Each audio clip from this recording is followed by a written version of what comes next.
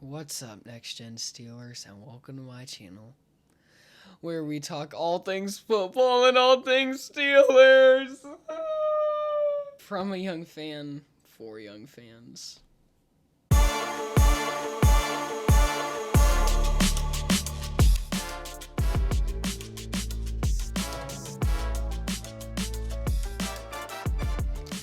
I'm gonna try and keep it very brief about today's game because that was a terrible performance by the Steelers. We were obliterated by a team that we should have obliterated. What would have been a glorious home opener turned into a devastating defeat. The defense made some nice splash plays, but all in all, we allowed way too many rushing yards to a relatively unknown running back duo. And on the offensive side of the ball, Aaron Rodgers missed open receivers. His receivers didn't cooperate when he needed to scramble.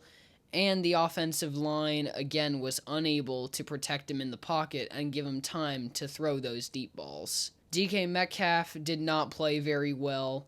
He had 3 catches all day, and he is our star receiver, so we're kind of trusting him to have way more than that every game and for those catches to be high impact. And that did not happen today. And last week, we saw the Steelers get the ball into his hands more creatively, and we saw the Jets still try and shut him down, and we saw Steelers receivers step up, but this week we did not see that. That was the main problem. If you want to hear more about our Week 2 performance, then you're going to have to hear it from someone who is less sad about our home opener. I had high hopes. Well, speaking of hope, let's look to the future, where this team still has plenty of potential against our next opponent, the New England Patriots.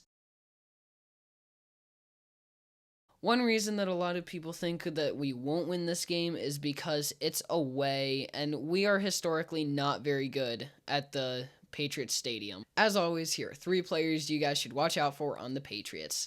Number 1, Kayshon Boutte, who has been their leading receiver in their last 2 games. He's a good route runner, and he has some size in him to make those contested catches, so he is a downfield threat. Number 2, Stephon Diggs, who is one of the best receivers in the NFL, and he was the Patriots' big offseason acquisition. But he also has struggled in their early games. Maybe that's just a new system, or maybe it's just really hard to integrate him into their current offense.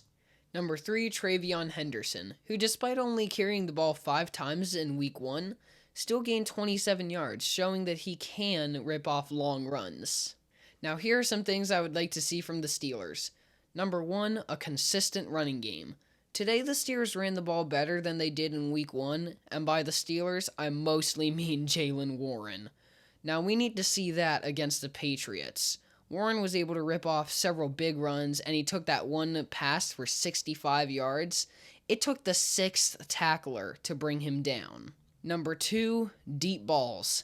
Aaron Rodgers needs the time to be able to throw his downfield dimes. And when he doesn't have a clean pocket, it's very hard for him to step up in it and find DK Metcalf down the field or Calvin Austin. Number 3, the tight ends more involved.